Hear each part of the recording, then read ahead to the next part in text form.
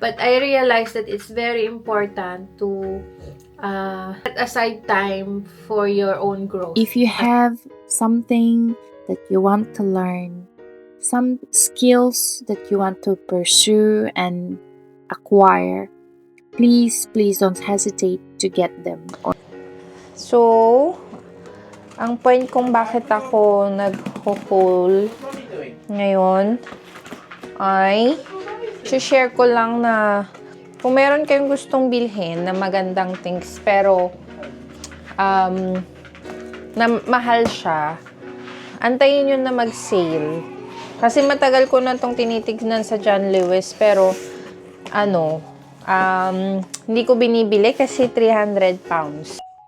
Welcome to our life in UK.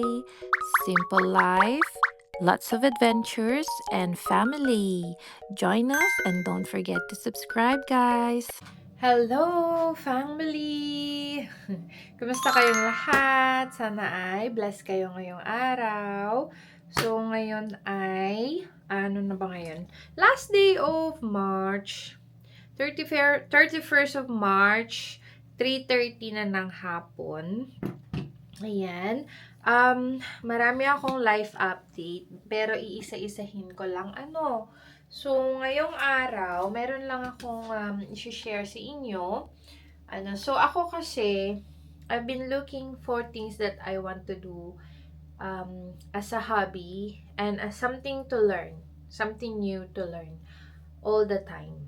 So, kunyari, meron akong listahan ng gusto kong matutunan. Like, I want to do cooking class. I want to do swimming. I want to learn how to be a good swimmer. I want to learn how to sew or yung pagtatahe. Alam niyo yun, yung basic skills na yun, gusto kong ma-acquire. But minsan, it's so time restricting and also resources and also kung saan ko siya pwedeng gawin.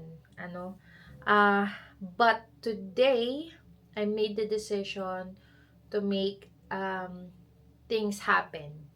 If you know what I mean. I am a person who work full-time. I'm also a mom of a 19-month-old, a wife, a homemaker. I am a daughter-in-law. I'm a farm mom. Ano pa ba? And list goes on, madami tayong ginagawa sa buhay. And kulang yung 24 hours natin to do things. Sa atin nga lang, kulang na yun, diba? What more if you share it with others? But I realized that it's very important to set aside time for your own growth as a person. Hindi lang yung puro family ka nagbibigay, hindi lang yung sarili mo. There should be balance on both. I've been creating videos for a while for a reason that gusto kong matutunan na mag-create ng video and also to compile memories with my loved ones. Then in years time, I'll go back to it and watch them and say, I'm glad I've made it. I'm glad I have a library of our memories together. That's why I'm into vlogging, But today, I've decided to learn a new skills aside from any skills that I've learned. Natutunan ko ngayong araw kung paano, guys, ito, papakita ko sa inyo, kung paano gamitin ang isang, ready na kayo? Sewing machine. Yan, meron tayong sewing machine. So, i-unbox natin to, pare-pareho. Kunin ko lang yung ating pangbukas. So, bumili ako. Ito pala. Yan. Siya. Ayan. So, I had a session today sa Hobby Craft dito sa amin. And I've learned how to sew. So, ngayon, bubuksan natin. Papakita ko sa inyo. Bayad to. Bayad na to, ha? Okay lang na, buksan na natin. Kasi sabi ko, bumili na ako ng sewing machine ko kasi kesa matenga yung natutunan ko ngayong araw. Yan. Total, matagal na akong nagtitingin na matutunang mag-sewing machine. Why not itodo na? Why not itodo na? Dali. Mabigat pala siya. Hindi ko nakaala. Ayan. Ay! Yan. Yun. Ayan o. Yun.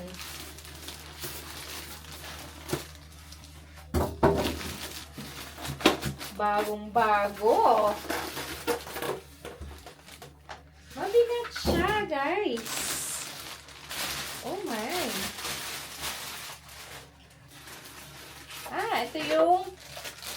Ito yung pedal. O, diba? Tumatanda na nga tayo, no?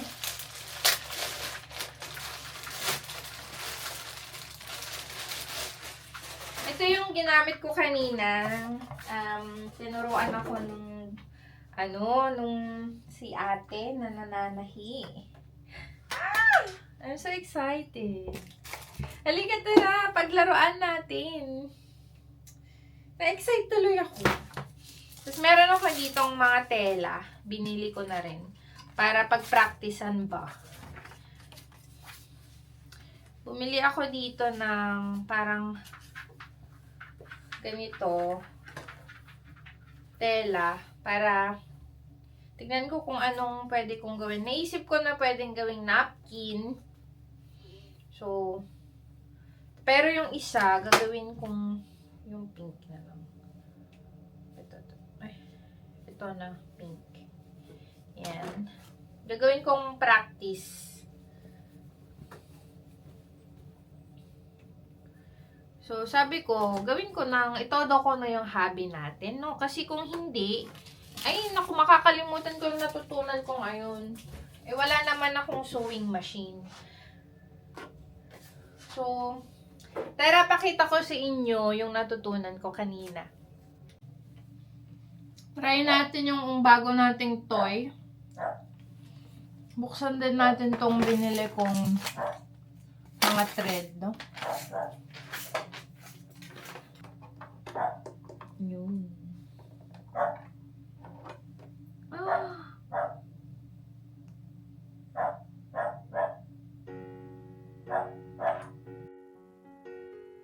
Hello! So, as you can see, tayo ay nagtatahi na, family.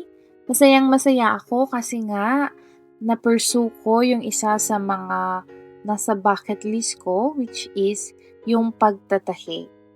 And sa totoo lang, when I was young, talagang gustong-gusto ko nang matutunan itong skill na to. Dahil nung bata ako, siguro mga 10 years old ako, I used to make my Barbies dresses. I used to like hand sew them, yung tinatahi ko talaga sila. Ginagawan ko sila noon ng skirt, ginagawan ko sila noon ng blouse, ng tube top, yung mga ganon. And naalala ko, actually gumawa ako ng parang tube top ko noon kasi feeling ko fashionista ako noong bata ako. Kaya it's always been a fascination for me to learn how to sew or to learn how to magtahi. Nasa family din namin ang pagtatahi.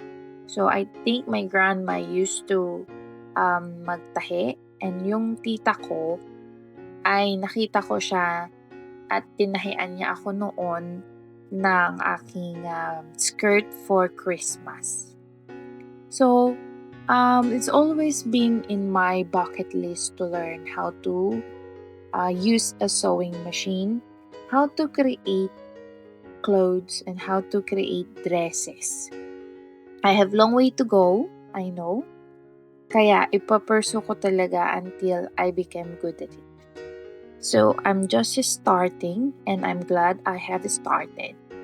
And this is the main reason why I'm sharing this with all of you is if you have something that you want to learn, some skills that you want to pursue and acquire, please don't hesitate to get them or don't hesitate to learn them. Dahil may desire ka sa puso mo. So, malay mo yan yung magpapayaman sa'yo or malay mo yan yung magbibigay sa'yo ng peace and obviously something that you do with purpose. Ano?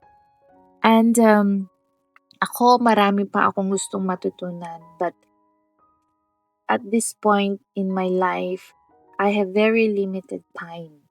I am a mom, I work full-time, I am a wife, I have a house to manage, I am a daughter, and madami akong ginagawa din sa buhay. So, pero naramdaman ko one time na I have to learn how to sew or magtahi. And alam nyo, hindi ako nag-hesitate na mag-book ng class, one-on-one class, to learn it. And I didn't regret na hindi ako nag-know. And alam nyo, after nung aking training or aking basic course, one-to-one basic course, bumili agad ako ng aking sewing machine. Not because, to brag, but it's because I have to grab the opportunity na hindi mawala sa akin yung natutunan ko. Dahil matagal kong pinag-isipan to and I've been saving up for it. Kaya hindi ako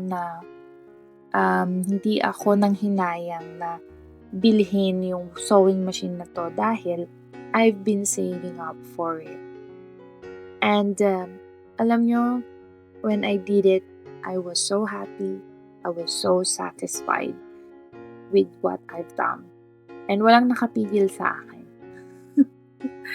Ayun, so ang take ninyo sa vlog na to, if there's anything that you want to learn, please go get it. Dahil it gives you so much joy.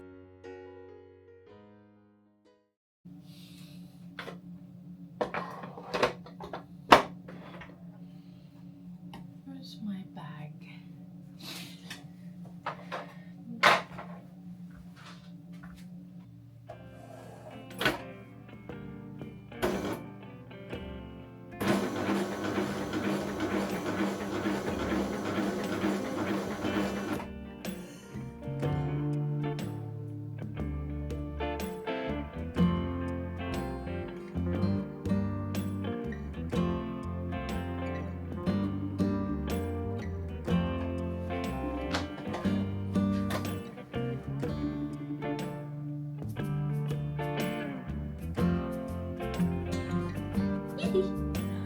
Na-excite.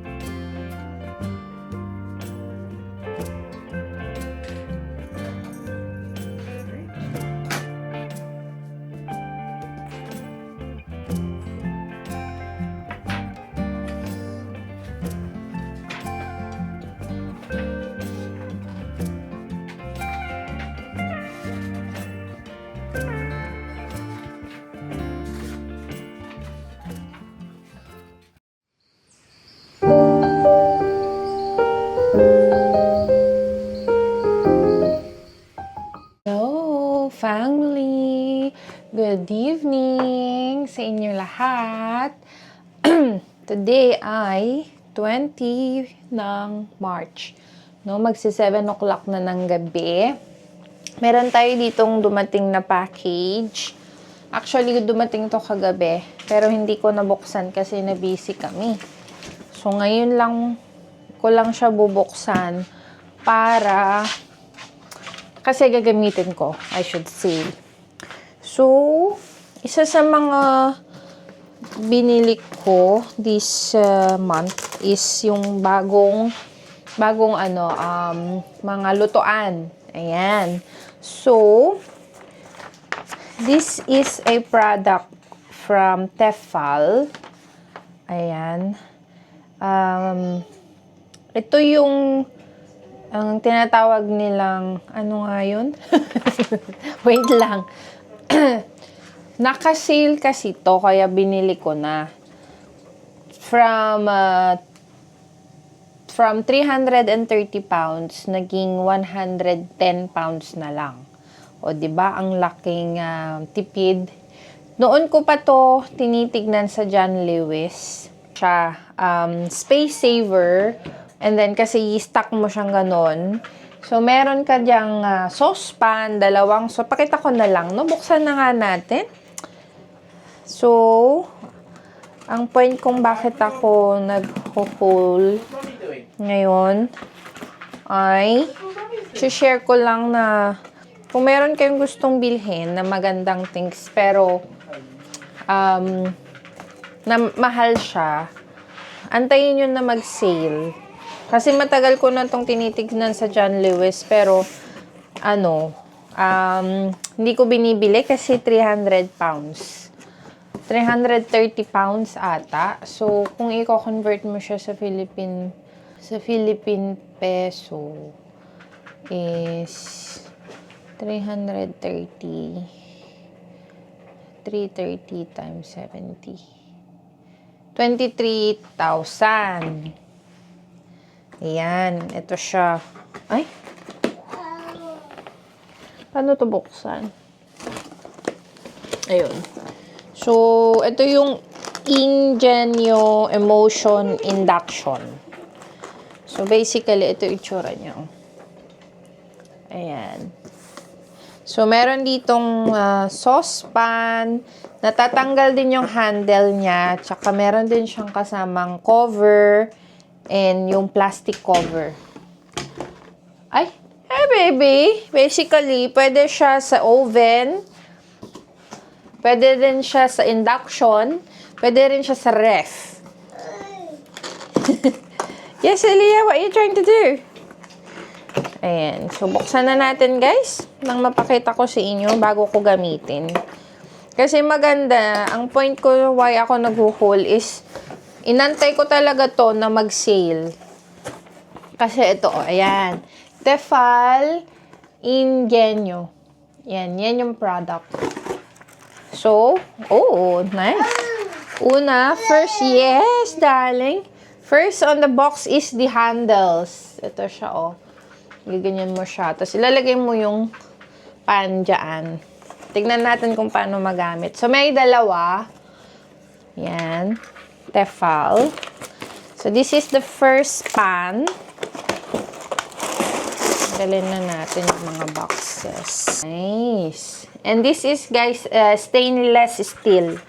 So, gagamitin mo yung ipapress mo siyang ganyan sa gilid. Tapos, saka mo ibabalik. Okay. Ayan siya. Yan yung loob niya. Yan yung labas. Oh, nice. Oh, nice. Sana matibay, no? Okay. Next. Ito yung cover ng pag ilalagay mo siya sa fridge. Then, meron mas malaki na saucepan cover. Ayan siya. Mas malaki. Ay, tatlo? There's 3 covers. How many was you supposed to get? Wow. Pardon? How many covers were you supposed to get? 3. I thought there's only 2. Oh, wow, so one extra. Yeah. 5. Actually, the whole... Ay. What? Ah, oh my God. No. Wait. Oh, this one. There. Ay. What? Ano ba yan? Naguluhan si Ma'am Shin yun. Ayun. Here. Yan. Nice. There, oh. Oh, diba? Isang saucepan na mas malaki. Ayan. Okay. Yan. Ganda. Ganda, babe. Nice. Nice. Happy? Yeah. Isang, wow, this one is deeper. I don't know which one is the wok. So, this is a saucepan as well, oh. Oh. Wow, it's so nice. Come and look. The reason why I bought these pans, because first, you can stack it all together. Ganyan. Oh. Let me look. Oh. Wow. Wow. Space saving. I know how many pans are there. 1, 2, 3, 4, 5, 6. Wow. Tapos, and all of the covers, you can stack it all together. Yan. So, basically, ang kailangan ko, pag nagluto ako is, ano bang kailangan ko? Saucepan.